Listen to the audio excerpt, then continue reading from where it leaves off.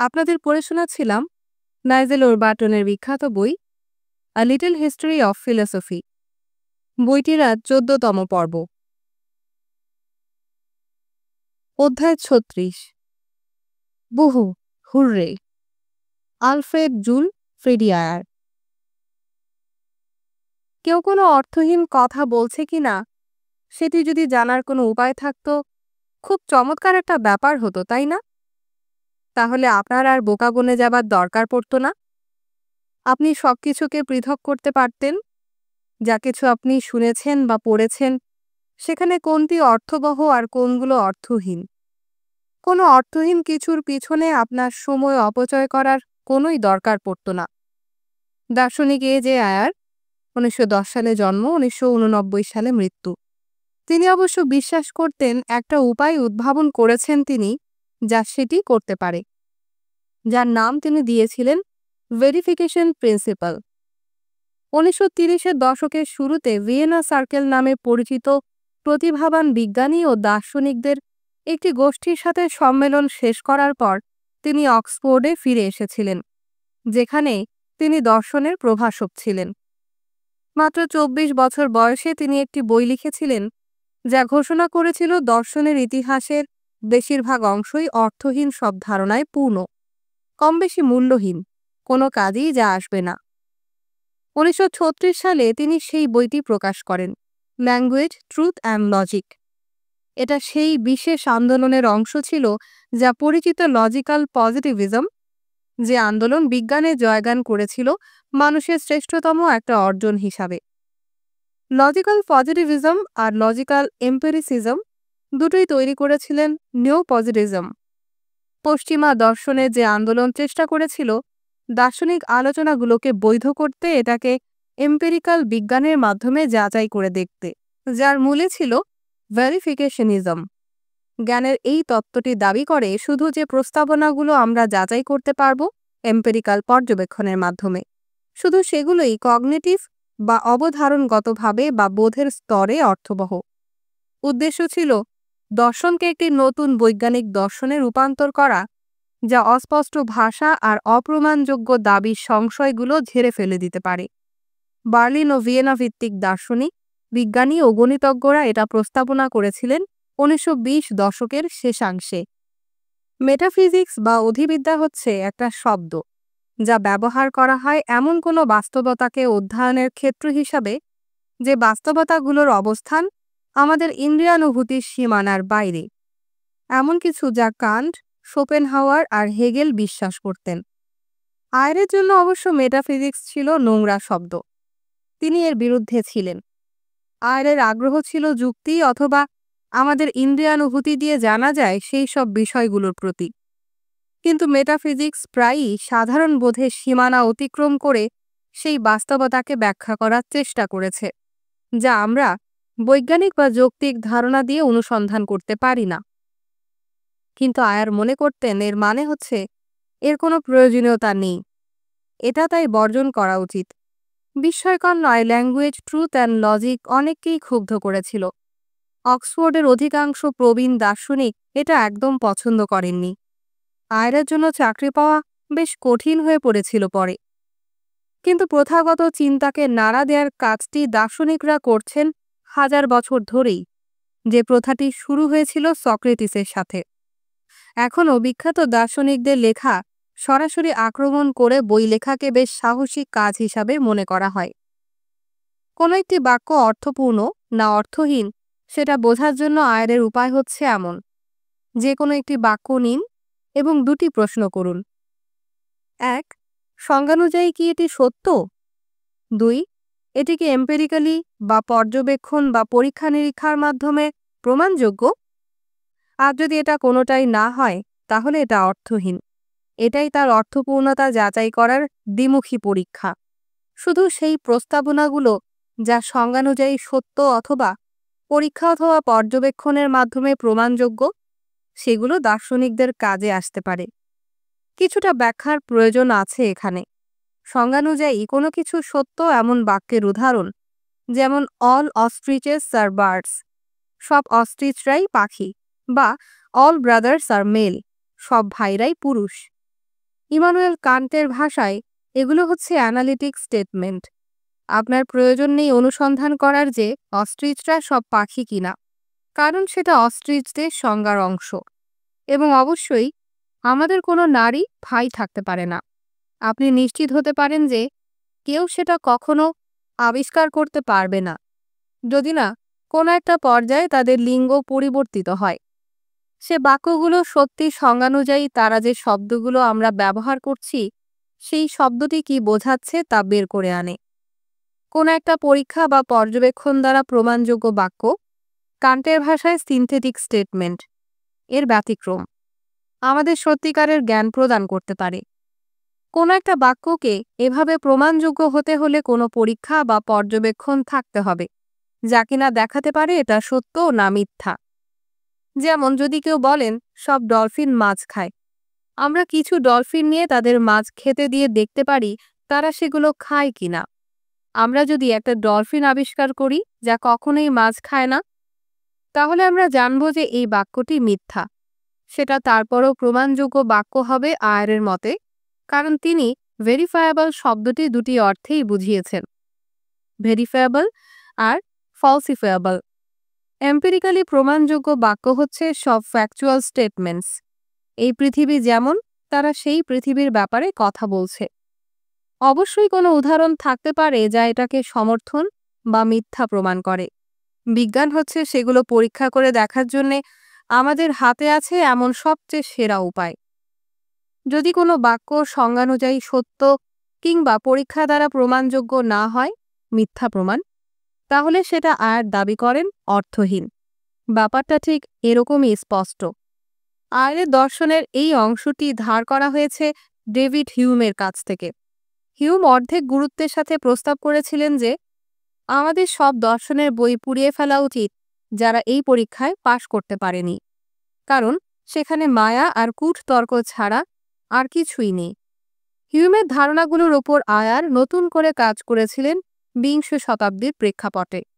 সুতরাং যদি আমরা এই বাক্যটি নেই, সাম ফিলোসফার্স হ্যাভ বিয়ার্ড, কিছু দার্শনিকদের দাড়ি আছে, এটা বেশ স্পষ্টই সংজ্ঞানুযায়ী সত্য নয়, কারণ একটা দার্শনিক সংজ্ঞার এটি অংশ নয় যে তাদের কারো কারো অবশ্যই দাড়ি থাকতে হবে। কিন্তু এটা পরীক্ষামূলকভাবে প্রমাণযোগ্য, কারণ এটা হচ্ছে এমন কিছু যা আমরা যদি চাই প্রমাণ সংগ্রহ করতে পারব। আমাদের শুধু বেশ কিছু দার্শনিকদের দিকে তাকাতে হবে। আমরা যদি এমন কিছু দার্শনিক পাই যাদের দাড়ি আছে, যেমন খুবই সম্ভাবনা আছে তেমন কিছু পাবার, তাহলে আমরা উপসংহারে আসতে পারি এই বাক্যটি সত্যি। অথবা যদি বহু শত দার্শনিকদের দিকে তাকিয়ে আমরা যদি একজনকেও না পাই দাড়িসহ, তাহলে উপসংহারে আসতে পারি কিছু দার্শনিকদের দাড়ি আছে। বাক্যটি সম্ভবত মিথ্যা, যদিও আমরা নিশ্চিত না পৃথিবীর সব দার্শনিককে পরীক্ষা করে দেখার আগ অবধি। সত্য অথবা মিথ্যা যে কোনোভাবেই এই বাক্যটি অর্থপূর্ণ। এবার এটাকে তুলনা করুন এমন কোনো বাক্যের সাথে, my room is full of invisible angels that leave no trace. আমার ঘর ভর্তি অদৃশ্য ফেরেশতা দ্বারা আছে যারা তাদের উপস্থিতির কোনো চিহ্নই রেখে যায় না। সেটিও সংজ্ঞানুযায়ী সত্য নয়, কিন্তু পরীক্ষার মাধ্যমে কি সেটি প্রমাণ করা যেতে পারে? মনে হতে পারে যে প্রমাণ করা যেতে পারে না। এইসব অদৃশ্য চরিত্রগুলোকে কল্পনাযোগ্য কোনো উপায় নেই শনাক্ত করার, যদি তারা আসলেই তাদের অস্তিত্বের কোনো চিহ্ন না রাখে। আপনি তাদের ছুঁতে পারবেন না, গন্ধ পাবেন না, তাদের পায়ের ছাপ নেই, তারা কোনো শব্দ করে না। সুতরাং বাক্যটি অর্থহীন ছাড়া আর কিছু না, যদিও এটা দেখলে মনে হয় এর কোনো অর্থ হতে পারে। এটি ব্যাকরণগতভাবে শুদ্ধ একটি বাক্য, কিন্তু পৃথিবী সম্বন্ধে কোনো প্রস্তাবনা হিসাবে এটা না সত্য না মিথ্যা, এটা আসলেই অর্থহীন। এটা বুঝতে বেশ কঠিন মনে হতে পারে। My room is full of invisible angels that leave no trace মনে হয় কিছু বোঝাচ্ছে, কিন্তু আয়ারের মূল বক্তব্যটি ছিল এটা মানব জ্ঞানে কোনো অবদান রাখছে না, যদিও এটা শুনতে কাব্যিক মনে হতে পারে অথবা কোনো কাহিনী নির্মাণে ভূমিকা রাখতে পারে। আয়ার শুধু মেটাফিজিক্সকে আক্রমণই করেননি, নৈতিকতা ও ধর্ম দুটোই তার আক্রমণের নিশানা ছিল। যেমন তার একটি অন্যতম চ্যালেঞ্জিং উপসংহার ছিল যে নৈতিক বিচারিক প্রক্রিয়া আক্ষরিকভাবে অর্থহীন। মনে হতে পারে খুবই অদ্ভুত একটা প্রস্তাবনা, কিন্তু পরিণতি এমনই হয় যদি আপনি কোনো নৈতিক প্রস্তাবনার উপর তার দ্বিমুখী পরীক্ষার আক্রমণ চালান। আপনি যদি বলেন টর্চার ইজ রং, আপনি যা করছেন তিনি ভাবতেন তা হলো এমন কিছু বলার সমতুল্য, টর্চার বু। আপনি বিষয়টি সম্বন্ধে আপনার ব্যক্তিগত আবেগগুলো প্রকাশ করছেন এমন কোনো প্রস্তাবনা করার বদলে, যা সত্যি কিংবা মিথ্যা হতে পারে। এর কারণ টর্চার ইজ রং সংজ্ঞানুযায়ী সত্যি নয়। এছাড়া এমন কিছু নয় যা আমরা কখনোই সত্য অথবা মিথ্যা প্রমাণ করতে পারবো একটি প্রস্তাবনা হিসাবে। কোনো পরীক্ষা নেই যা আপনি করতে পারেন, যা দিয়ে বিষয়টি নিয়ে কোনো উপসংহারে পৌঁছাতে পারবেন।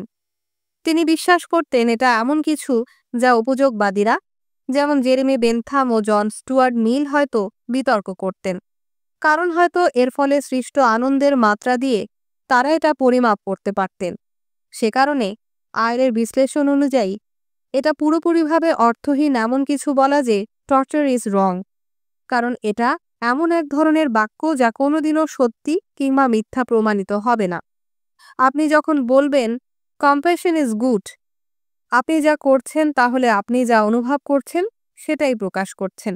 এটা হচ্ছে এমন কিছু বলার মতো, কম্প্যাশন হুরে, বিস্ময়কর নয়। আয়ারের নৈতিকতার তত্ত্ব, যা পরিচিত ইমোটিভিজম নামে, সেটিকে প্রায়ই বর্ণনা করা হয় বু হুরে তত্ত্ব হিসাবে। কিছু মানুষ মনে করেন যে আয়ার হয়তো বলতে চাইতেন নৈতিকতার কোনো ভূমিকা নেই এবং আপনি যা কিছু বাছাই করতে পারবেন আপনার ইচ্ছামতো করার জন্য। কিন্তু তিনি আসলেই সেটা বোঝাতে চাননি। তিনি বোঝাতে চেয়েছেন যে আমরা কোনো অর্থবহ আলোচনা করতে পারবো না মূল্যবোধ হিসাবে তাদের আলোচনায় প্রবেশ করিয়ে। কিন্তু তিনি বিশ্বাস করতেন আমাদের কি করা উচিত সেই সংক্রান্ত বেশিরভাগ বিতর্কে, যেখানে বাস্তব সত্য আলোচনা করা হয়েছে এবং সেগুলো পরীক্ষা কিংবা পর্যবেক্ষণের মাধ্যমে প্রমাণযোগ্য। ল্যাঙ্গুয়েজ ট্রুথ অ্যান্ড লজিক বইটির আরেকটি অধ্যায়ে আয়ার সেই ধারণাগুলোকে আক্রমণ করেছিলেন যা দাবি করে ঈশ্বর নিয়ে আমরা অর্থবহ কোনো আলোচনা করতে পারি। তিনি প্রস্তাব করেছিলেন যে গড এক্সিস্ট বা ঈশ্বরের অস্তিত্ব আছে, এই প্রস্তাবনাটি যেমন সত্য না তেমনি মিথ্যাও না।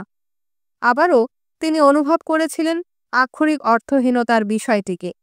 এর কারণ এটা সত্য না সংজ্ঞানুযায়ী। যদি কিছু মানুষ সেন্ট আনসেলমকে অনুসরণ করে অন্টোলজিক্যাল যুক্তি ব্যবহার করে দাবি করেছিলেন আবশ্যিকভাবেই ঈশ্বরের অস্তিত্ব থাকতে হবে এবং এমন কোনো পরীক্ষা নেই যা দিয়ে আপনি তার অস্তিত্ব বা অস্তিত্বহীনতা প্রমাণ করতে পারবেন, কারণ তিনি ডিজাইন থেকে নেয়া আর্গুমেন্টটি প্রত্যাখ্যান করেছিলেন। সুতরাং আয়ার একজন ঈশ্বরবাদীও, যিনি ঈশ্বরের অস্তিত্বে বিশ্বাস করেন, ঈশ্বরবাদীও না, অথবা একজন নিরীশ্বরবাদীও না, যিনি বিশ্বাস করেন ঈশ্বরের অস্তিত্ব নেই। বরং তিনি ভাবতেন গড এক্সিস্ট হচ্ছে ওই সব অর্থহীন বাক্যগুলোর আরও একটি। কিছু মানুষ এই অবস্থানের নামকরণ করেছেন ইকথেইজম। সুতরাং আয়ার একজন ইকথেইস্ট, সেই বিশেষ শ্রেণীর মানুষ যারা ভাবেন যে ঈশ্বরের অস্তিত্ব আছে কি নেই সেই বিষয়ে সব আলোচনাই পুরোপুরি অর্থহীন।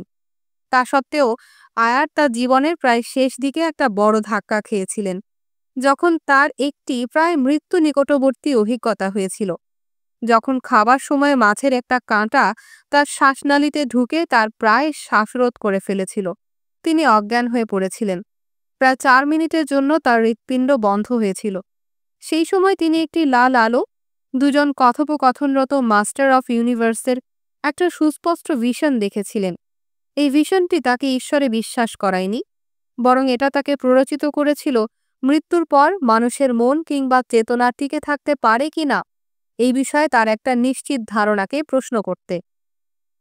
দুর্ভাগ্যজনকভাবে আয়ারের লজিক্যাল পজিটিভিজম নিজেই তার ধ্বংসের জন্য অস্ত্র তুলে দিয়েছিল প্রতিপক্ষের হাতে। মনে করা হয় তত্ত্বটি নিজেই তার নিজের বানানো পরীক্ষাটি পাশ করাতে পারেনি। প্রথমত, খুব সুস্পষ্ট নয় যে সংজ্ঞানুযায়ী তত্ত্বটি সত্য। দ্বিতীয়ত, এমন কোনো পর্যবেক্ষণ নেই যা এটা সত্য কিংবা মিথ্যা প্রমাণ করতে পারবে। সুতরাং এর নিজের মানদণ্ডে এটা অর্থহীন। যারা দর্শনে আগ্রহী হয়েছেন তাদের জীবন কিভাবে কাটানো উচিত সেই সংক্রান্ত প্রশ্নগুলোর উত্তর খুঁজতে তাদের জন্য আয়ারের দর্শনের তেমন উপকারিতা নেই। অধ্যায় ৩৭ স্বাধীনতার যন্ত্রণা জন পল সার্ত্র, সিমন দ্য বুভুয়ার, আলবার্ট কামু। যদি অতীতে ১৯৪৫ সালের প্যারিসের একটি ক্যাফে লে দো ম্যাগোতে কোনোভাবে যেতে পারেন আপনি, খুবই সম্ভাবনা আছে কোটর থেকে প্রায় ছিটকে বেরিয়ে আসছে এমন বড় বড় চোখ বিশিষ্ট ছোটখাটো এক ব্যক্তিকে আপনি সেখানে আবিষ্কার করবেন। দেখবেন মানুষটি তার মুখে পাইপ দিয়ে ধূমপান করছেন আর একটা নোটবইতে একাগ্রচিত্তে লিখে যাচ্ছেন। এই মানুষটি ছিলেন জন পল সার্ত্র, যার জন্ম ১৯০৫ সালে, মৃত্যু ১৯৮০ সালে। সবচেয়ে বিখ্যাত অস্তিত্ববাদী দার্শনিক। তিনি ঔপন্যাসিক, নাট্যকার ও জীবনীকারও ছিলেন। তিনি তার বেশিরভাগ জীবনী কাটিয়েছিলেন হোটেলে বাস করে, আর লেখালেখির বেশিরভাগই করেছিলেন ক্যাফেতে বসে। তাকে দেখে কোনো ধর্মগোষ্ঠীর আকর্ষণীয় গুরুর মতো মনে হয় না। তবে এর কিছুদিন পরই তিনি ঠিক তেমনই একটি চরিত্রে রূপান্তরিত হয়েছিলেন, এবং প্রায়ই সেখানে একজন সুন্দরী এবং খুবই বুদ্ধিমান রমণী তার সাথে যোগ দিতেন, সিমন দ্য বুভুয়া, যার জন্ম ১৯০৮ সালে, মৃত্যু ১৯৮৬ সালে। তারা পরস্পরকে চিনতেন কলেজ জীবন থেকেই। সিমন ছিলেন সার্ত্রের দীর্ঘদিনের বান্ধব, যদিও তারা কখনোই বিয়ে করেননি এবং কখনোই একসাথে বাস করেননি। তাদের অন্য প্রেমিক প্রেমিকাও ছিল, কিন্তু তাদের পারস্পরিক সম্পর্কটাই ছিল দীর্ঘস্থায়ী। তারা এটা বর্ণনা করতেন আবশ্যিক সম্পর্ক হিসাবে, আর বাকি সম্পর্কগুলোকে চিহ্নিত করতেন কন্টিনজেন্ট বা আবশ্যিক নয় এমন কোনো সম্পর্ক হিসাবে। সার্ত্রের মতো তিনিও ছিলেন একজন দার্শনিক ও ঔপন্যাসিক। নারীবাদ নিয়ে শুরুর দিকে সবচেয়ে গুরুত্বপূর্ণ বইটি তিনি লিখেছিলেন। ১৯৪৯ সালে প্রকাশিত সেই বইটির নাম দ্য সেকেন্ড সেক্স। দ্বিতীয় বিশ্বযুদ্ধে বেশিরভাগ সময়ই প্যারিস দখল করেছিল নাৎসিরা। ফরাসিদের জন্য জীবন তখন খুব সহজ ছিল না। কেউ কেউ বিদ্রোহীদের সাথে যুক্ত হতে পেরেছিল জার্মানদের বিরুদ্ধে যুদ্ধ করার জন্য। অন্যরা নাৎসিদের হাতে হাত মিলিয়েছিল, নিজেদের বাঁচাতে বন্ধুদের সাথে বিশ্বাসঘাতকতা করে। খাদ্য ছিল অপ্রতুল, রাস্তায় বন্দুকযুদ্ধ হতো নিয়মিত, মানুষ অদৃশ্য হয়ে যেত যাদের আর কোনোদিনও দেখা যায়নি। প্যারিসে সব ইহুদিদের পাঠানো হয়েছিল নাৎসি কনসেন্ট্রেশন ক্যাম্পে, যেখানে অধিকাংশকেই হত্যা করা হয়েছিল। মিত্রবাহিনী জার্মানিকে পরাজিত করার পর সময় আসে নতুন করে জীবন শুরু করার। এটা একই সাথে শান্তির সেই পরিস্থিতিও। যুদ্ধ শেষ হয়েছে এবং সেই অনুভূতি, এবার সেই অতীতকে পেছনে ফেলে আসতে হবে। এটা ছিল এমন একটা সময় তখন ভাবনার দরকার ছিল, ঠিক কেমন করে নতুনভাবে ফরাসি সমাজটি গড়ে উঠবে ভবিষ্যতের দিকে তাকিয়ে, তবে এর অতীতকে মূল্যায়ন করে। যুদ্ধের সময় ঘটা ভয়াবহ ঘটনাগুলোর পর নানা ধরনের মানুষরা নিজেদের প্রশ্ন করেছে, যে ধরনের প্রশ্ন সাধারণত দার্শনিকরা করে থাকেন, যেমন বেঁচে থাকার অর্থ কি, আসলেই কি ঈশ্বর বলে কেউ আছেন, আমি কি অবশ্যই সেটাই সব সময় করব যা অন্যরা প্রত্যাশা করে যে আমি করব। সার্ত্র ততদিনে একটা বড় আর কঠিন বই লিখে ফেলেছেন, বিং অ্যান্ড নাথিংনেস, ১৯৪৩ সালে। যুদ্ধের সময়ই এটা প্রকাশিত হয়েছিল। এই বইয়ের মূল বিষয়টি ছিল স্বাধীনতা। মানুষ হচ্ছে স্বাধীন। নাৎসিদের দখল করে রাখা ফ্রান্সের জন্য এটা ছিল অদ্ভুত একটা বার্তা, যখন কিনা ফরাসিরা অনুভব করেছিল, অথবা আসলেই অনুভব করেছে, তারা তাদের নিজেদের দেশেই বন্দী। যদিও তিনি যা বোঝাতে চেয়েছিলেন তা হল, ধরুন একটা ছুরির ব্যতিক্রম মানুষকে বিশেষ কোনো কাজ করার জন্য এমন পরিকল্পিতভাবে সৃষ্টি করা হয়নি। সার্ত্র বিশ্বাস করতেন না যে কোনো ঈশ্বরের অস্তিত্ব আছে, যিনি আমাদের পরিকল্পনা করে সৃষ্টি বা ডিজাইন করতে পারেন। সুতরাং তিনি সেই ধারণাটি প্রত্যাখ্যান করেছিলেন যে আমাদের জন্য ঈশ্বরের বিশেষ কোনো উদ্দেশ্য আছে। ছুরি এমনভাবে পরিকল্পনা করে বানানো হয় যেন এটা কিছু কাটতে পারে। এটাই তার মূল বা এসেন্স। যে বিষয়টি এটি যা, তাকে সেটি বানায়। কিন্তু মানুষকে কি কাজের জন্য ডিজাইন করে তৈরি করা হয়েছে? মানুষের কোনো এসেন্স নেই, আমাদের কোনো কারণে এখানে সৃষ্টি হয়নি তিনি ভেবেছিলেন। এমন কোনো বিশেষ উপায় নেই মানুষ হবার জন্যে, যা আমাদের অবশ্যই অনুসরণ করতে হবে। একজন মানুষ কি করবে সেটা সে নিজে নির্বাচন করতে পারে। আমরা সবাই স্বাধীন, আর কেউ না, শুধুমাত্র আপনি পারবেন আপনার জীবন নিয়ে কি করবেন সেটা নির্ধারণ করতে। যদি আপনি অন্য মানুষকে সিদ্ধান্ত নিতে দেন, কিভাবে আপনি বাঁচবেন সেটিও আবারও আপনার নিজের ইচ্ছা, একটা চয়েস। অন্য কোনো মানুষ যা প্রত্যাশা করে তেমন মানুষ হওয়াটা আপনার নিজের নির্বাচিত সিদ্ধান্তেরই ফল, একটা চয়েস। অবশ্যই যদি আপনার পছন্দ মতো কিছু করার জন্য সিদ্ধান্ত নেন, আপনি হয়তো সবসময়ই সফল হতে পারবেন না সেটা করতে, এবং যে কারণে আপনি সফল হতে পারবেন না সেটা হয়তো পুরোপুরিভাবে আপনার নিয়ন্ত্রণের বাইরে, কিন্তু সেটা করার ইচ্ছা পোষণ করার জন্য আপনি নিজে দায়ী। আপনি দায়ী সেটা করার চেষ্টার জন্যে, এবং সেটা করতে আপনার ব্যর্থতার প্রতি কিভাবে প্রতিক্রিয়া প্রকাশ করবেন সেটির জন্য আপনিই দায়ী। স্বাধীনতা খুব হালকা দায়িত্ব না, এর দায়িত্ব নেওয়া বেশ কঠিন, এবং আমরা অনেকেই সেই স্বাধীনতা থেকে পালিয়ে বেড়াই। লুকিয়ে থাকার উপায়গুলোর মধ্যে একটা উপায় হচ্ছে ভান করা যে আমরা আসলেই স্বাধীন না। যদি ছাত্র সঠিক হয়ে থাকেন, আমরা তাহলে কোনো অজুহাত দেখাতে পারবো না। আমরা পুরোপুরিভাবে দায়ী যা কিছু প্রতিদিন করছি তার জন্যে, এবং যা করছি সে বিষয়ে যা অনুভব করি তার জন্যে। আমাদের সব আবেগ ও অভিব্যক্তির জন্যই আমরা দায়ী। ছাত্রের মতে, যদি আপনি এখন দুঃখিত হয়ে থাকেন, সেটা আপনার নিজের সিদ্ধান্ত বা চয়েস। আপনাকে দুঃখিত হতে হবে এমন কোনো বাধ্যবাধকতা নেই। যদি আপনি দুঃখিত হন, তাহলে তার জন্য আপনি দায়ী। বহু মানুষের জন্য এমন কোনো পরিস্থিতি খুবই ভীতিকর, এবং কিছু মানুষের মুখোমুখি না হওয়াই সমীচীন মনে করেন, কারণ এটা খুবই যন্ত্রণাদায়ক। আমাদের অস্তিত্বের দণ্ড হচ্ছে আমরা স্বাধীন। এ বিষয়ে তিনি লিখেছিলেন তার ভাষায়, আমরা কনডেমড টু বি ফ্রি। আমাদের শাস্তি হচ্ছে আমাদের স্বাধীনতা। আমরা এই স্বাধীনতার সাথে যুক্ত হয়ে আছি। আমাদের চাওয়া বা না চাওয়ার উপর কিছু যায় আসে না। ছাত্র ক্যাফেতে একজন ওয়েটারকে বর্ণনা করেছিলেন। এই ক্যাফে ওয়েটার খুব ফ্যাশন দুরস্ত উপায়ে তার কাজ করে যাচ্ছিল। অভিনয় করছিল যেন সে এক ধরনের পুতুল। তার ব্যাপারে সবকিছুই ইঙ্গিত করছে যে নিজেকে সে ভাবছে যেন তার দায়িত্ব দ্বারা সে পুরোপুরিভাবে সংজ্ঞায়িত হয়েছে একজন ওয়েটার হিসাবে। অন্য কোনো ব্যাপারে তার নিজস্ব কোনো নির্বাচন বা বাছাই নেই। যেভাবে সে ট্রে ধরে থাকে, যেভাবে সে টেবিলের মধ্য দিয়ে যাতায়াত করে, সবকিছু একটা নাচের মতো। যে নৃত্য পরিচালনা করছে ওয়েটার হিসাবে তার কাজটি, মানুষটি নয় যে এখানে অভিনয় করছে একটা ভূমিকায়। ছাত্রের ভাষায়, এই মানুষটি একটি ব্যাড ফেইথে আক্রান্ত। ছাত্রের ব্যাড ফেইথ হচ্ছে স্বাধীনতা থেকে পালিয়ে বেড়ানো। এটা এক ধরনের মিথ্যা যা আপনি নিজেকে বলবেন এবং প্রায় বিশ্বাসও করবেন। সেই মিথ্যাটি ইচ্ছামতো আপনার জীবন নিয়ে যা করতে চান তা করার জন্য আপনি আসলে স্বাধীন না। যখন ছাত্রের মতে আপনি পছন্দ করুন বা না করুন, আপনি আসলেই স্বাধীন। দ্বিতীয় বিশ্বযুদ্ধের পরপরই তিনি একটা বক্তৃতা দিয়েছিলেন, এক্সিস্টেন্সিয়ালিজম ইজ এ হিউম্যানিজম।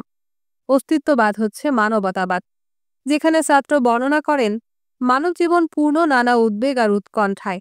এই উদ্বেগ আসে সেই বোঝাপড়া থেকে যে আমরা আসলেই কোনো অজুহাত দেখাতে পারবো না, বরং আমরা যা কিছু করছি তার সব কিছুর জন্যে আমরাই দায়ী। কিন্তু এই উদ্বেগ আরও খারাপ, কারণ ছাত্রের মতে আমাদের জীবনের সাথে আমরা যা কিছু করি না কেন অন্যরাও তাদের জীবন নিয়ে করবে, এটা তারও একটা টেমপ্লেট বা ছাঁচ। যদি আপনি সিদ্ধান্ত নেন বিয়ে করার জন্যে, আপনি প্রস্তাব করছেন যে সবারই বিয়ে করা উচিত। আপনি যদি অলস হন, তার মানে আপনি প্রস্তাব করছেন সবাই সেটাই করুক আপনার মানব অস্তিত্বের দৃষ্টিভঙ্গিতে। আপনার জীবনে আপনি যেসব চয়েসগুলো নির্ধারণ করবেন বা সিদ্ধান্ত নেবেন, আপনি যেন একটা দৃশ্য আঁকেন যা প্রদর্শন করে অন্য মানুষের কি করা উচিত, সে বিষয়ে আপনি কি চান। যদি আপনি সেটা আন্তরিকভাবে করে থাকেন, তাহলে আসলে এটা অনেক বড় দায়িত্ব। ছাত্রে ব্যাখ্যা করেছিলেন তিনি এঙ্গুইস অফ চয়েস বা কোনো কিছু নির্বাচন করার উদ্বেগ বলতে কি বোঝাচ্ছেন। তার একটি ছাত্রের সত্যি কাহিনী বর্ণনা করেছিলেন, যুদ্ধের সময় যে উপদেশ নিতে তার কাছে এসেছিল। এই তরুণের একটি কঠিন সিদ্ধান্ত নিতে হবে। সে তার বাড়িতে থাকতে পারে তার মায়ের দেখাশোনা করার জন্যে, অথবা সে পালিয়ে যেতে পারে ফরাসি বিদ্রোহীদের সাথে যুক্ত হবার জন্য, যেন সে জার্মানদের পরাজিত করে নিজের দেশকে স্বাধীন করতে পারে। এটাই ছিল তার জীবনের সবচেয়ে কঠিন সিদ্ধান্ত, এবং সে মনস্থির করতে পারছিল না কি করবে। সে যদি মাকে ফেলে চলে যায়, তাহলে তার মা অসহায় হয়ে পড়বে। সে হয়তো জার্মানদের নজর বাঁচিয়ে ফরাসি বিদ্রোহীদের সাথে যুক্ত নাও হতে পারে। সে হয়তো ধরা পড়তে পারে, আর তখন তার মহৎ কিছু করার সার্বিক প্রচেষ্টাই ব্যর্থ হবে এবং জীবনটাও নষ্ট হবে। কিন্তু যদি সে থাকে তার বাসায় তার মায়ের সাথে, সে তার হয়ে অন্যদের যুদ্ধ করতে দেবে। তার কি করা উচিত? আপনি হলে কি করতেন? আপনি তাকে কোন উপদেশ দিতেন? ছাত্রের উপদেশটি ছিল বেশ হতাশাজনক। তিনি ছাত্রটিকে বলেছিলেন, সে স্বাধীন এবং তার নিজের সিদ্ধান্ত তার নিজেকেই বাছাই করতে হবে। যদি ছাত্রকে কোনো ব্যবহার উপযোগী উপদেশ দিতেন তার কি করা উচিত সে বিষয়ে, তাহলে ছাত্রটির তারপরও নিজের থেকে সিদ্ধান্ত নেওয়া লাগত, সেটি সে অনুসরণ করবে কি করবে না। কোনো উপায় নেই দায়িত্বে সেই ভারটিকে এড়ানো। মানুষ হবার কারণে যা আমাদের জীবনের অপরিহার্য একটি অংশ। ছাত্রের দর্শনকে অন্য মানুষরা নামটি দিয়েছিলেন এক্সিস্টেন্সিয়ালিজম বা অস্তিত্ববাদ। এই নামটি এসেছিল সেই ধারণা থেকে যে প্রথম যে বোধটি আমরা অনুভব করি তা হলো এই পৃথিবীতে আমাদের অস্তিত্ব আছে, এবং তারপর আমাদের সিদ্ধান্ত নিতে হয় আমরা আমাদের জীবন নিয়ে কি করব। এটা অন্যরকমও হতে পারত। আমরা সবাই ছুরি হতে পারতাম, যাদের ডিজাইন করা হয়েছে সুনির্দিষ্ট কিছু কাজ করার কারণে। কিন্তু ছাত্র বিশ্বাস করতেন আমরা সেরকম কিছু নই। তার ভাষায় বললে, আমাদের অস্তিত্ব আসে আমাদের এসেন্সের আগে, কিন্তু পরিকল্পিত করে বানানো যে কোনো কিছুরই অস্তিত্বের আগে আসে এর এসেন্স। দ্য সেকেন্ড সেক্সে সিমন দ্য বুভার এই অস্তিত্ববাদের একটি ভিন্ন ব্যাখ্যা দিয়েছিলেন, এমন দাবি করে যে নারীরা নারী হিসেবে জন্মায় না, তারা নারীতে রূপান্তরিত হয়। তিনি যা বোঝাতে চেয়েছিলেন, নারীদের প্রবণতা আছে একজন নারী বলতে কি বোঝায় সেই বিষয়ে পুরুষদের বা সমাজের দৃষ্টিভঙ্গিটি গ্রহণ ও আত্মীকৃত করে নেবার। কিন্তু পুরুষরা নারীর কাছে কি প্রত্যাশা করছে সেটা হওয়া কিন্তু নারীর জন্য একটা চয়েস, তার স্বাধীন নির্বাচনের অংশ। নারী স্বাধীন হবার কারণে নিজেরাই সিদ্ধান্ত নিতে পারে তারা কি হতে চায়। তাদের কোনো এসেন্স নেই, প্রাকৃতিকভাবে তাদের কোনো পথ নির্দেশনা দেয়া নেই, তাদের যা অবশ্যই হতে হবে। অস্তিত্ববাদের আরেকটি গুরুত্বপূর্ণ মূল ভাবনা ছিল আমাদের অস্তিত্বের অ্যাবসার্ডিটি বা অর্থহীনতা। জীবনের কোনো অর্থ নেই যতক্ষণ না আমরা এটাকে একটা অর্থ দিচ্ছি আমাদের সিদ্ধান্ত আর নির্বাচন দিয়ে, এবং তারপর খুব তাড়াতাড়ি মৃত্যু আসে এবং সব অর্থকে অপসারণ করে যা আমরা একটি দিতে পারি। এই বিষয়টি সার্ত্রের সংস্করণ হচ্ছে মানুষকে ইউজলেস প্যাশন হিসেবে বর্ণনা করা। আমাদের এই অস্তিত্বের আসলেই কোনো অর্থ নেই, প্রত্যেকেই চয়েস দিয়ে আমরা শুধু যে অর্থগুলো সৃষ্টি করি সেগুলো ছাড়া। আলবার্ট কামু, যার জন্ম 1913 সালে, মৃত্যু 1960 সালে, ঔপন্যাসিক দার্শনিক যার সাথে অস্তিত্ববাদের সম্পর্ক ছিল, তিনি সিসিফাসের পুরাণ কাহিনীটি ব্যবহার করেছিলেন মানব জীবনের অদ্ভুত অর্থহীনতাটা প্রকাশ করতে। দেবতাদের প্রতারণা করার দণ্ড হিসাবে সিসিফাসকে শাস্তি দেয়া হয়েছিল যে সে একটা বিশাল পাথরের টুকরাকে ঠেলে ঠেলে পাহাড়ের চূড়ায় নিয়ে যাবে, কিন্তু যখনই সে চূড়ায় পৌঁছাবে পাথরটা আবার গড়িয়ে পড়বে নিচে, এবং সেটাকে নিচ থেকে উপরে তোলার কাজটি সিসিফাসকে আবার শুরু করতে হয়। সিসিফাসকে এই একটি কাজ বারবার করতে হয় আজীবন। মানুষের জীবনটা সিসিফাসের কাজের মতোই পুরোপুরি অর্থহীন। কোনো লক্ষ্য নেই এর, কোনো উত্তরই এটি ব্যাখ্যা করতে পারবেন না সবকিছু। খুবই অদ্ভুত। কিন্তু কামু ভাবেননি যে আমাদের হতাশ হওয়া উচিত। আমাদের উচিত না আত্মহত্যা করা। পরিবর্তে আমাদের শনাক্ত করতে হবে যে সিসিফাস আসলে সুখী। কিন্তু কেন সে সুখী? কারণ পাহাড়ের ওপর বিশাল পাথর ঠেলে তোলার মতো অর্থহীন সংগ্রামে কিছু আছে যা বেঁচে থাকাকে মূল্যবান করে তোলে। তারপরও এটা মৃত্যুর চেয়ে শ্রেয়। অস্তিত্ববাদ একটি একটি অনুসারী গোষ্ঠীদের সংগঠন বা কাল্টে রূপান্তরিত হয়েছিল। হাজার হাজার তরুণকে এটা আকর্ষণ করেছিল এবং গভীর রাত অবধি মানব অস্তিত্বের অর্থহীনতা নিয়ে তারা আলোচনা করে কাটিয়েছিল। বহু উপন্যাস, নাটক ও চলচ্চিত্র সৃষ্টির প্রক্রিয়া ও অভিব্যক্তিকে এটা অনুপ্রাণিত করেছিল। এটা এমন একটি দর্শন যা দিয়ে মানুষ পথ চলতে পারে, তাদের নিজস্ব সিদ্ধান্তে এটা ব্যবহার করতে পারে। ছাত্র নিজেও রাজনীতিতে যুক্ত হয়ে পড়েছিলেন এবং বয়স বাড়ার সাথে তিনি আরও বেশি বামপন্থী হয়ে উঠেছিলেন। তিনি মার্ক্সবাদের মূল বিষয়গুলোর সাথে তার আগের ধারণাগুলোকে সংশ্লেষ করার চেষ্টা করেছিলেন, তবে কাজটা বেশ কঠিন ছিল। 1940-এর দশকে তার অস্তিত্ববাদ মূলত কেন্দ্রীভূত ছিল একক ব্যক্তিসত্তার উপর, যে নিজের জীবনের সিদ্ধান্তগুলো নিজে নেয়। কিন্তু তার পরের কাজে তিনি ব্যাখ্যা করার চেষ্টা করেছিলেন কিভাবে আমরা আরও বৃহত্তর জনগোষ্ঠীর সদস্য এবং কিভাবে আমাদের জীবনে সামাজিক ও অর্থনৈতিক নিয়ামকগুলো তাদের ভূমিকা পালন করে। দুর্ভাগ্যজনকভাবে তার লেখা আরও অবদ্ধ হয়ে উঠেছিল। হয়তো কিছুটা তার কারণ, বেশিরভাগ লেখাই তখন লেখা হয়েছে যখন তিনি অ্যামফিটামিনের নেশায় মত্ত। সার্ত্রের বাবা ছিলেন নৌবাহিনীর একজন ক্যাপ্টেন, কিন্তু শৈশবেই তাকে হারান সার্ত্র। মায়ের খুব সান্নিধ্যে তিনি বড় হয়ে উঠেছিলেন, কিন্তু তার 12 বছর বয়সে এবং তাকে বেশ ব্যথিত করেই তার মা আবার বিয়ে করেন। সার্ত্র তার জীবনের বেশিরভাগ সময় কাটিয়েছিলেন প্যারিসে, যেখানে বিশেষ কিছু ক্যাফে এবং জার্দা দ্য লুক্সেমবুর্গে তাকে নিয়মিত দেখা যেত। তার চোখের একটা সমস্যা ছিল, যাকে বলা হয় ট্রাবিসমাস। তার চোখগুলো কোনো কিছু দেখার সময় ঠিকমতো তাদের অবস্থানে থাকতে পারত না। বৈশিষ্ট্যসূচক ভারী কাঁচের একটি চশমা পরতেন তিনি।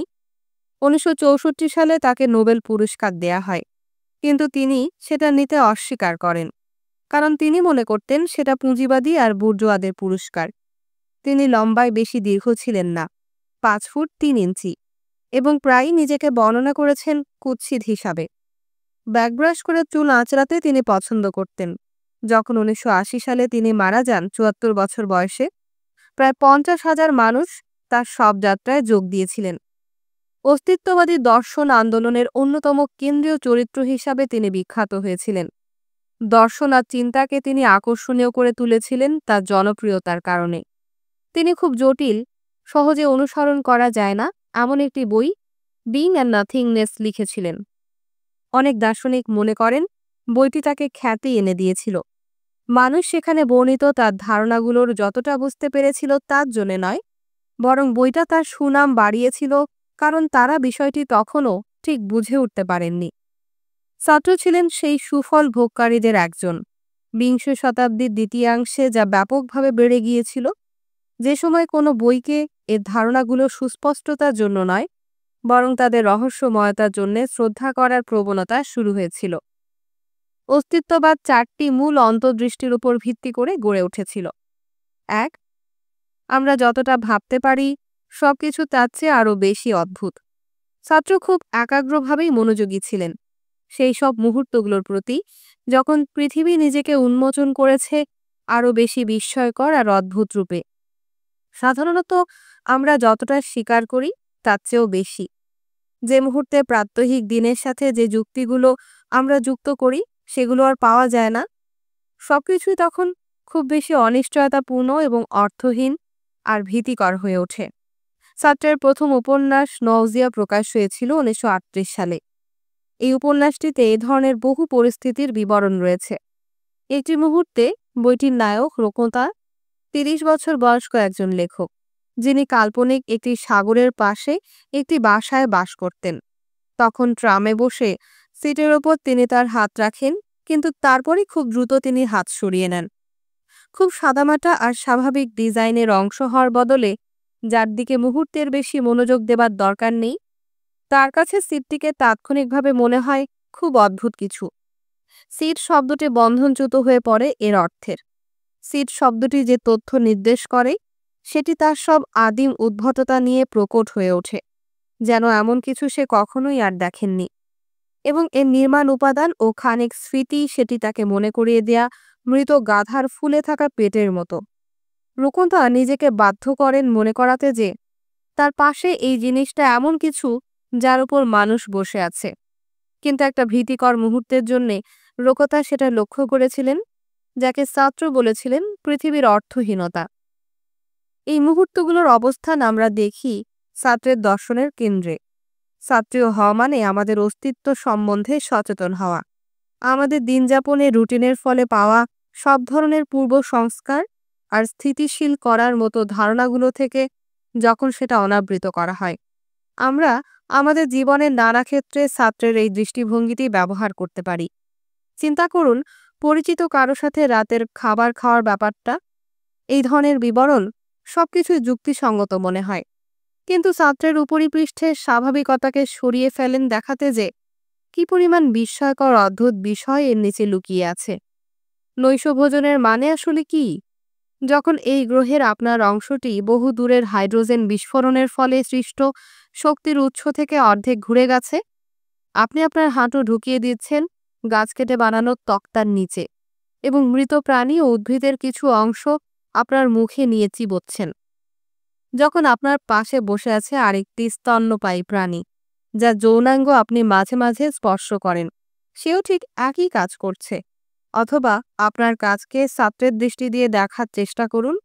আপনি এবং অনেকে কাপড়ের শরীর আবৃত করে একটা বড় বাক্সে এসে উপস্থিত হন অনেকের মতোই, যেখানে আপনারা একে অপরের সাথে উত্তেজিত শব্দ বিনিময় করেন। আপনি বহু প্লাস্টিকের বোতাম চাপেন দ্রুততার সাথে কিছু কাগজের টুকরোর বিনিময়ে। তারপর আপনি থামেন ও চলে যান। পরে আবার যখন আকাশ আলোকিত হয়, আপনিও ফিরে আসেন। হ্যাঁ, অফিসে।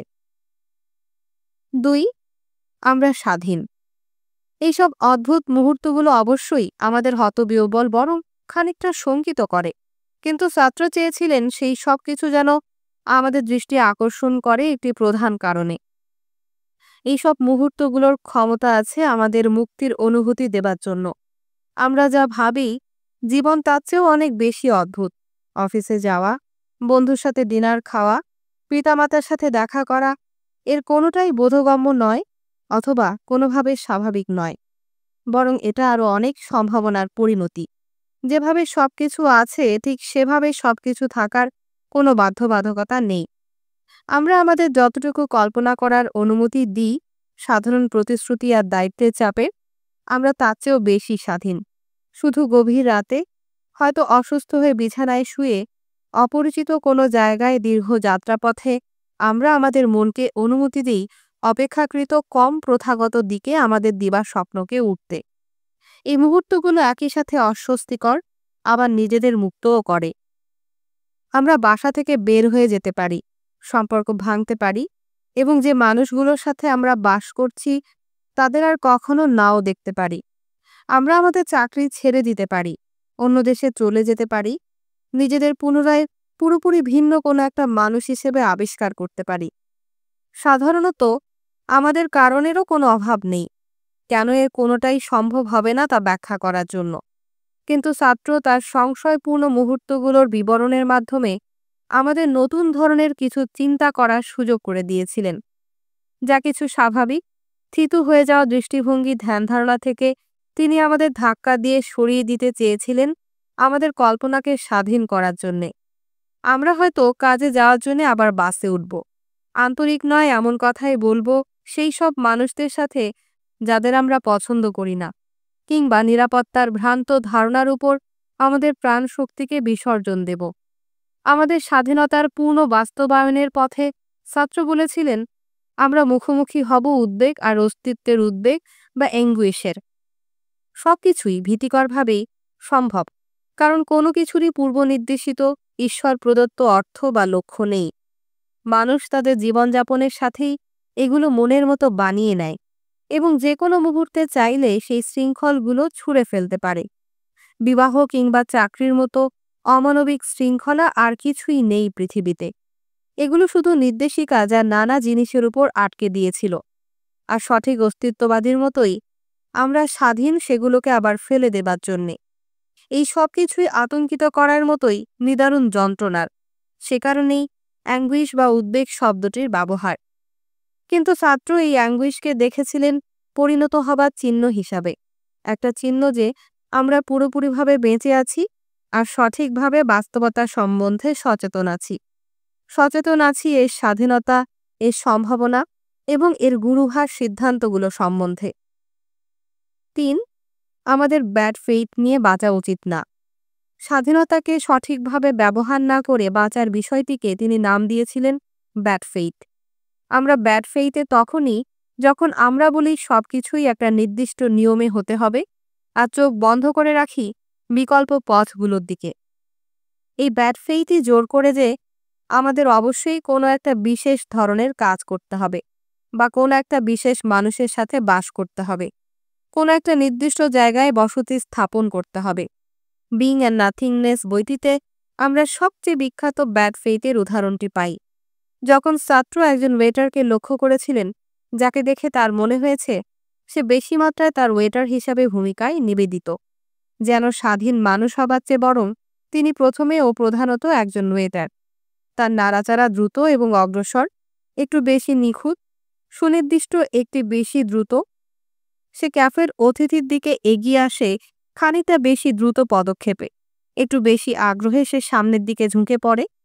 তার কণ্ঠে আর চোখে দৃষ্টি প্রকাশ করে যেন অতিথির নির্দেশ পালনের জন্য খানিকটা বাড়তি আগ্রহ।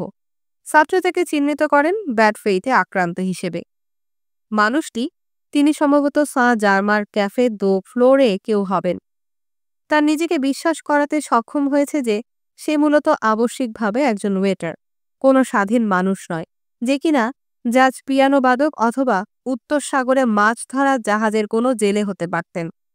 এই মনের মধ্যে গভীরভাবে প্রথিত বিকল্পহীন দাসত্ব আজ হয়তো আমরা দেখতে পাই কোনো আইটি ম্যানেজার অথবা স্কুলে সন্তানদের নিয়ে আসা পিতামাতাদের মধ্যে। তাদের প্রত্যেকেই হয়তো অনুভব করেন, আমি যা করছি তা আমাকে করতে হবে, আমাদের আর কোনো চয়েস বা উপায় নেই, আমি স্বাধীন না, আমার ভূমিকা আমাকে বাধ্য করে করাতে যা আমি করছি। অস্তিত্ববাদী দৃষ্টিভঙ্গিতে কারো স্বাধীনতা বাস্তবায়ন করার সাথে আমেরিকার নব্য সেলফ হেল্প ধারণাটিকে নিয়ে কোনো সংশয়ে আক্রান্ত হওয়া উচিত না, যে আন্দোলন এখন দাবি করে যে আমরা সবাই চাইলেই যে কোনো কিছু হতে আর করতে পারি, তার জন্য কোনো আত্মত্যাগ বা কষ্ট সহ্য না করি। ছাত্রের দৃষ্টিভঙ্গি আরও বিষণ্ণ ও ট্রাজিক ছিল এই বিষয়ে। তিনি শুধু আমাদের দেখাতে চেয়েছিলেন, আমরা সাধারণত যতটুকু বিশ্বাস করি তার চেয়ে বেশি বিকল্প আমাদের আছে, এমনকি কিছু ক্ষেত্রে প্রধান বিকল্প, যা ছাত্র খুবই দৃঢ়ভাবে সমর্থনও করতেন। হতে পারে আত্মহত্যা করা। 4. পুঁজিবাদকে টুকরো টুকরো করে ভেঙে ফেলার স্বাধীনতা আছে আমাদের। যে একটি নিয়ামক মানুষকে স্বাধীন হিসেবে ভাবতে নিরুৎসাহিত করে, সেটা হচ্ছে টাকা। অধিকাংশ মানুষই সম্ভাব্য বেশ কিছু বিকল্পকে বাতিল করে এমন কিছু বলে, কাজটি আমি করতাম যদি আমার টাকা নিয়ে কোনো চিন্তা না থাকতো, যেমন বিদেশে গমন, নতুন কোনো পেশায় চেষ্টা করা, সঙ্গী পরিবর্তন। টাকার সামনে এই নিষ্ক্রিয়তা ছাত্রকে ক্ষুব্ধ করেছিল রাজনৈতিক স্তরে। তিনি পুঁজিবাদকে ভাবতেন একটা বিশাল যন্ত্র যা পরিকল্পিত হয়েছে একটা চাহিদার অনুভূতি সৃষ্টি করার জন্য, বাস্তবে আসলেই যার কোনো অস্তিত্ব নেই। এটা আমাদের নিজেদেরকে বলায় আমাদের কিছু নির্দিষ্ট সংখ্যক ঘন্টা কাজ করতে হবে, কোনো নির্দিষ্ট জিনিস বা সেবা কিনতে হবে, তাদের কাজের জন্য কিছু মানুষকে নির্দিষ্ট পরিমাণ কম পারিশ্রমিক দিতে হবে। কিন্তু এই সব কিছুতেই শুধু আছে স্বাধীনতাকে অস্বীকার করা এবং অন্যভাবে বাঁচার সম্ভাবনাকে আমাদের যতটা গুরুত্ব দিয়ে গ্রহণ করা উচিত সেটা অস্বীকার করা। এই দৃষ্টিভঙ্গির কারণে ছাত্রের মার্ক্সবাদের প্রতি দীর্ঘমেয়াদী আগ্রহ ছিল, যদিও তিনি ফরাসি আর সোভিয়েত কমিউনিস্ট পার্টির সমালোচক ছিলেন। তাত্ত্বিকভাবে মনে হতে পারে মার্ক্সবাদ মানুষকে তাদের স্বাধীনতা অনুসন্ধান করার সুযোগ দেয়। তাদের জীবনে বস্তুগত নানা চাহিদা, টাকা পয়সা আর সম্পত্তি যে ভূমিকা পালন করে সেই ভূমিকাটি হ্রাস করে। যা অবশিষ্ট থাকে তা হলো লোভনীয় একটি ভাবনা। আমরা কি রাজনীতি পরিবর্তন করতে পারি আমাদের মৌলিক স্বাধীনতাগুলোর সাথে সম্পর্ক পুনরুদ্ধার করার জন্যে? কিভাবে পুঁজির প্রতি দৃষ্টিভঙ্গিটি বদলাতে পারি আমরা? সপ্তাহে কত ঘন্টা কারো কাজ করা উচিত? কিভাবে টেলিভিশনে যা দেখানো হচ্ছে, কোথায় মানুষ ছুটি কাটাতে যাচ্ছে অথবা স্কুলে কি পড়ানো আছে তার উন্নতি করা যায়? কিভাবে আমাদের বিষাক্ত আর প্রচারণায় পূর্ণ গণমাধ্যমকে পরিবর্তন করা যেতে পারে? অনেক বেশি পরিমাণ লেখা সত্ত্বেও তিনি প্রতিদিন প্রায় 5 পাতা করে লিখেছিলেন। ছাত্র এই বিষয়গুলোর তার চিন্তা প্রসারিত করেননি। তিনি শুধু সম্ভাবনাগুলোকে দেখিয়ে গেছেন, কিন্তু বাকি কাজটা করার দায়িত্ব আমাদের। পরিশেষে কোনো কিছু যেভাবে আছে সেটা সেইভাবে থাকার কোনো বাধ্যবাধকতা নেই। ছাত্রে তার এই অবস্থানের জন্যে আমাদের অনুপ্রাণিত করতে পারেন। তিনি বিশালভাবে উপস্থিত আমাদের সব অপূর্ণ সম্ভাবনায়, প্রজাতি হিসাবে এবং একক জীবনে। তিনি তাগাদা দিয়েছিলেন আমাদের অস্তিত্বের তরলতাটিকে মেনে নিয়ে এবং নতুন প্রতিষ্ঠান, অভ্যাস, দৃষ্টিভঙ্গি আর ধারণা সৃষ্টি করার জন্য। জীবনকে কোনো পূর্ব নির্ধারিত যুক্তি হতে হবে এমন কোনো কথা নেই, এবং অন্তর্গতভাবে এটা অর্থময়ও নয়। আর এটা আমাদের জন্য বড় সান্ত্বনার কারণ হবে যখন প্রথা, ঐতিহ্য, অপরিবর্তনীয় পরিস্থিতির ভারে নিজেদের নির্যাতিত অনুভব করি। বয়ঃসন্ধিকালে ছাত্র আমাদের জন্য বিশেষভাবে উপযোগী। যখন পারিবারিক ও সামাজিক প্রত্যাশা আমাদের নিষ্পেষিত করতে পারে, এবং মধ্যবয়সের কৃষ্ণ পর্বতের জন্য, যখন আমরা শনাক্ত করতে পারি এখনো কিছু সময় আছে পরিবর্তন করার জন্য, কিন্তু যদিও পর্যাপ্ত নয় সেই সময়টি।